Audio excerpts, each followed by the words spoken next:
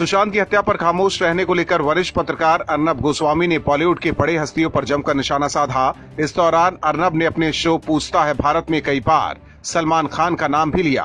उन्होंने कहा कि सलमान ऐसे गंभीर मुद्दे पर क्यों नहीं बोलते हैं। कई बार तो अर्नब सख्त लहजे में सलमान पर भड़ास निकालते नजर आए। हालांकि ये सब कुछ सलमान चुपचाप सुन रहे थे और उस दौरान उन्होंने एक बार फिर कुछ नहीं बोला। लेकिन अब सलमान अर्नब पर कटाक्ष कर रहे हैं। इन दिनों TV reality show big boss चल रहा है। सलमान उसके होस्ट हैं। ऐसा कई बार देखा गया कि जब सलमान अर्नब गोस्वामी की नकल उतारते नजर आ रहे हैं। इस बार वीकेंड का वार में सलमान खान बिग बॉस के घर के सदस्यों से बातचीत कर रहे थे। इसी दौरान गायक कुमार सानू के बेटे जान कुमार सानू से बात कर रहे थे। सलमान खान ने जान कुमार सानू से पूछा कि तुम किसके इशारे पर नाच रहे हो। इसके बाद सलमान खान कहने लगे, जान तुम घर में किसी की नहीं सुनते, कभी कभी तो अपनी भी नहीं सुनते। सलमान के इस बयान को अर्नब गोस्वामी पर तंज कसने के रूप में देखा जा रहा है। इतना ही नहीं, अर्नब अपने शो में नेशन वांट्स टू नो शब्द का खूब प्रयोग करते हैं। वीकेंड का वार में सलमान खान भी उस बात की नकल उतारते नजर आए। सलमान ने जान कुमार सानू से कहा, मैं ये नहीं कहूंगा कि this wants to know, that wants to know. Simple है, मुझे ये जानना है कि आप किस तरफ हो, आप किस राह पर चल रहे हैं। वहीं पिछले सप्ताह वीकेंड का वार में भी सलमान खान ने टीआरपी को लेकर अर्नब गोस्वामी पर जबरदस्त तंज कसा था। इसके बाद अर्नब ने भी सलमान को जवाब दिया था।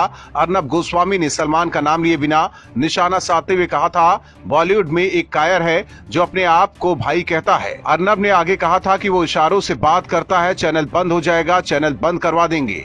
फिर अर्नब ने कहा, भाई अब एक सीनियर सिटीजन है पर उसमें मेरा नाम लेने की हिम्मत नहीं है। हालांकि सलमान खान भले अर्नब गोस्वामी पर कटाक्ष कर रहे हैं, लेकिन अभी तक उन्होंने सुशांत मामले पर कुछ नहीं कहा, जिसके बाद सोशल मीडिया पर भी उनकी जमकर खिंचाई हो रही है। कई संगठन सलमान की फिल्म नहीं देखने की अपील भी कर रहे हैं। अब देखना है अर्नब पर नकल कसने वाले सलमान सुशांत पर कब बोलते हैं। महाराष्ट्र में राज्यपाल भगत सिंह कोश्यारी और सीएम उद्धव ठाकरे के विवाद के बीच शिवसेना को गृह मंत्री अमित शाह का संजीवनी मिल गया है। इसके बाद अब शिवसेना अमित शाह की तारीफ कर रही है। दरअसल बीते दिनों गृह मंत्री अमित शाह ने महाराष्ट्र विवाद पर कहा था कि राज्यपाल सीएम ठाकरे के लिए बेहतर शब्द चुन सकते थे। इसको लेकर शिवसेना अपनी जीत और राज्यपाल की हार मानने लगी है। शिवसेना सांसद संजय राउत, जो कल तक बीजेपी और अमित शाह के खिलाफ बयानबाजी कर रहे थे, आज अचानक उनको अमित शाह अच्छे लगने लगे हैं। दरअसल अमित शाह ने महाराष्ट्र में मंदिर विवाद पर कहा था कि महाराष्ट्र के राज्यपाल भगत सिंह कोश्यारी राज्य में पूजा स्थलों को फिर से खोलने के लिए मुख्यमंत्री उद्धव ठाकरे को लिखे पत्र में बेहतर शब्द चुन सकते थे। इस पर शिवसेना सांसद संजय राउत ने केंद्रीय गृह मंत्री अमित शाह के इस बयान का स्वागत किया है। राउत ने एक टीवी चैनल से बातचीत में कहा कि शाह के बयान के बाद शिवसेना ने इस मुद्दे को छोड़ दिया है। आपको बता दें कि कोश्यारी ने हाल ही में ठाकरे को राज्य में धर्मस्थलों को फिर से खोलने के लिए पत्र लिखा था और पूछा था कि क्या शिवसेना अध्यक्ष अचानक से धर्मनिरपेक्ष हो गए हैं। इसके बाद राज्यपाल और मुख्यमंत्री के बीच बयानबाजी तेज हो गई थी और मामला इतना बढ़ गया कि एनसीपी प्रमुख शरद पवार ने नाराजगी जताते हुए राज्यपाल की शिकायत पीएम मोदी से कर दी। वहीं शाह के बयान के बाद एक बार फिर अटकलों का बाजार गर्म हो गया है कि आखिर शाह ने शिवसेना को लेकर नरमी क्यों बरती। कहीं राज्य में फिर कुछ सियासी खिचड़ी तो नहीं पक रही है। मध्य प्रदेश में सरकार गिरने के बाद से ही कांग्रेस ओछी राजनीति कर रही है। कांग्रेस के नेता सत्ता के गम में घटिया बयानबाजी कर रहे हैं। महिलाओं के हक और सम्मान की बात करने वाली कांग्रेस की नजरों में महिला सिर्फ एक आइटम है। एमपी के पूर्व सीएम और कांग्रेस के वरिष्ठ नेता कमलनाथ ने राज्य के बाल विकास मंत्री के लिए जो शब्द प्रयोग किए हैं वो उनकी खराब मानसिकता को दर्शाता है। कमलनाथ ने मंत्री इमरती देवी को आइटम कह डाला। कमलनाथ के इस बयान को बीजेपी ने हथियार बना लिया है और पूरे प्रदेश में कमलनाथ के खिलाफ धरना प्रदर्शन हो रहे हैं। मुख्यमंत्री शिवराज सिंह चौहान, ज्योतिरादित्य सिंधिया, गृह मंत्री नरोत्तम मिश्रा समेत तमाम नेता अलग अलग शहरों में मौन धरने पर बैठे हैं। सीएम शिवराज सिंह चौहान ने भी कमलनाथ के इस बयान पर नाराजगी जताई है। शिवराज ने कहा कि मेरा अपमान मैं सह लूंगा, लेकिन कमलनाथ आपने अन्याय की अति की है। ग्वालियर चंबल की माटी की एक बहन एक बेटी का अपमान किया है। इमरती देवी गरीब के घर पैदा हुई। इमरती मजदूरी करके विधायक बनी और फिर मंत्री बनी। इमरती देवी एससी जाति में पैदा हुई, लेकिन किसी गरीब की बेटी का अपमान करने का अधिकार तुम्हें है क्या? शर्म आनी चाहिए। कमलनाथ किसका अपमान कर रहे हो? समझते क्या हो अपने आप को? उधर बीजेपी के बाद अब बीएसपी ने भी कमलनाथ और कांग्रेस पर निशाना साधा है। मायावती ने ट्वीट किया है, मध्य प्रदेश में ग्वालियर की डाबरा रिजर्व विधानसभा सीट पर उपचुनाव लड़ रही दलित महिला के बारे में कांग्रेस के वरिष्ठ नेता और पूर्व सीएम द्वारा की गई घोर महिला विरोधी अभद्र टिप्पणी अति शर्मनाक व अति निंदनीय। इसका संज्ञान लेकर कांग्रेस आलाकमान को सार्वजनिक तौर पर माफी मांगनी चाहिए। वहीं कमलनाथ पर अब महिला आयोग ने शिकंजा कसना शुरू कर दिया है।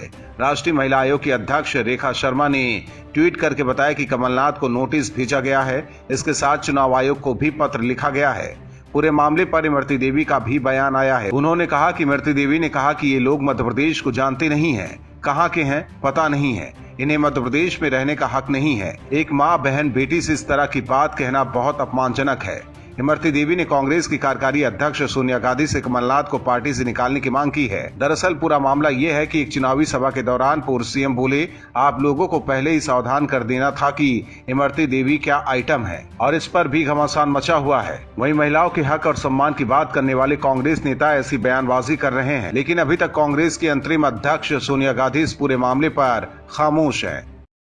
जम्मू कश्मीर के पूर्व सीएम और नेशनल कॉन्फ्रेंस के नेता फारूक अब्दुल्ला बहुत जल्द जेल की सैर करने वाले हैं। फारूक कश्मीरियों पर राजनीति कर और उनके पैसों पर सदियों से मौज कर रहे हैं, लेकिन पिछले साल धारा 370 खत्म होने के बाद से फारूक की राजनीतिक दुकान बंद हो गई है। ऐसे में वो लगातार अनाप शनाप बयान देकर कश्मीर के लोगों को साधने में जुटे हैं। हालांकि फारूक की असलियत अब कश्मीर के लोगों को मालूम चलने वाली है और उन्होंने कितना बड़ा भ्रष्टाचार किया है इसका भी जल्द खुलासा होने वाला है। दरअसल जम्मू कश्मीर क्रिकेट एसोसिएशन में पैसों के हेराफेरी को लेकर ईडी ने अब्दुल्ला से पूछताछ की है।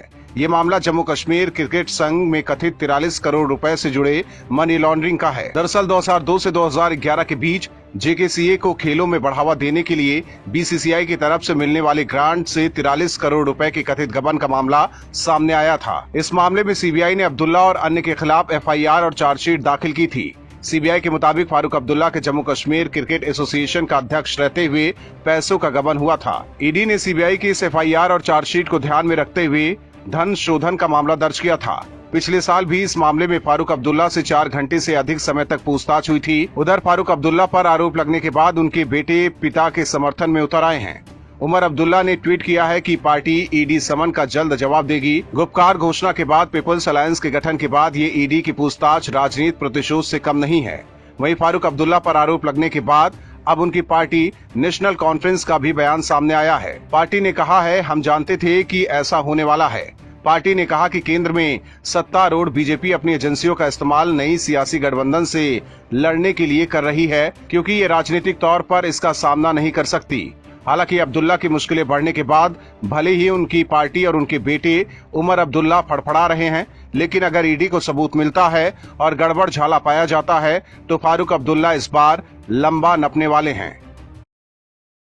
बॉलीवुड अभिनेता सुशांत सिंह की हत्या, पालघर में साधु की हत्या पर वरिष्ठ पत्रकार अर्नब गोस्वामी ने महाराष्ट्र की उद्धव सरकार को एक्सपोज कर दिया था।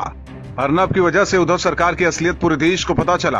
अर्नब ने ही अपने शो में बताया था कि किस तरह मुंबई पुलिस और शिवसेना ने मिलकर सुशांत मामले को मोड़ दिया। इसके बाद से ये अर्नब और महाराष्ट्र सरकार में ठन गई। अब महाराष्ट्र सरकार मुंबई पुलिस के साथ मिलकर अर्नब और उनके चैनल रिपब्लिक टीवी को फंसाने की कोशिश कर रही है। लेकिन रिपब्लिक मीडिया नेटवर्क ने उद्धव ठाकरे की नेतृत्व वाली महाराष्ट्र सरकार की साजिश का पर्दाफाश कर दिया है। रिपब्लिक महाविकास अघाड़ी सरकार के झूठ को बेनकाब कर दिया है। दरअसल एक स्टिंग में खुलासा हुआ है कि अर्नब को फंसाने के लिए उद्धव सरकार ने साजिश रची थी।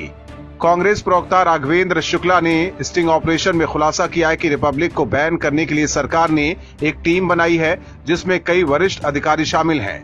कांग्रेस प्रवक्ता ने सरकार की रणनीति के बारे में बताते हुए दावा किया कि ये तय कर लीजिए, आप रिपब्लिक पर बैन लगने से कोई बचा नहीं सकता। सरकार ने एक टीम बनाई है और उद्धव जी ने कहा है कि इस टीम का इकलौता ये ही काम रहेगा कि वो रिपब्लिक के पीछे लगी रहे। उन्होंने आगे कहा कि टीम काम पर लग चुकी है और इसमें कई अधिकारी भी शामिल हैं। उन्होंने ये भी कहा कि अब भी जैसे टीआरपी वाला मामला आया, अभी एक मामला 1-2 दिन में आ जाएगा। शुक्ला ने पुलिस की भूमिका पर कहा कि जो सरकार बोलेगी पुलिस को वही करना पड़ेगा। उधर स्टिंग सामने आने के बाद महाराष्ट्र सरकार अपने ही जाल में फंस गई है। बीजेपी ने शिवसेना पर जमकर निशाना साधा है। बीजेपी ने इसे सीधे सीधे मीडिया पर हमला बोला है। पूर्व केंद्रीय मंत्री और बीजेपी के वरिष्ठ नेता विजय सापला ने कहा कि रिपब्लिक भारत और रिपब्लिक ग्रुप के खिलाफ महाराष्ट्र सरकार षड्यंत्र रच रही है। उन्होंने आरोप लगाया है कि जहां पर भी कांग्रेस और उनके सहयोगियों की सरकार होती है, वहां पर मीडिया की आवाज को दबाने की कोशिश की जाती है। वहीं रिपब्लिक के इस खुलासे पर अब बीजेपी के राष्ट्रीय सचिव सुनील देवधर ने कहा है कि महाराष्ट्र की अघाड़ी सरकार पूरी तरह से एक्सपोज हो गई है। ये अभिव्यक्ति की आजादी पर प्रहार है। हालांकि स्टिंग सामने आने के बाद महाराष्ट्र सरकार की तरफ से अभी तक कोई बयान नहीं आया है, लेकिन अगर स्टिंग में कही गई बातें सच है तो राज्य सरकार की बड़ी साजिश बेनकाब हो गई है। Bureau report, OMH news. और भी वीडियोस देखने के लिए चैनल को सब्सक्राइब करें और बेल आइकन को दबाएं।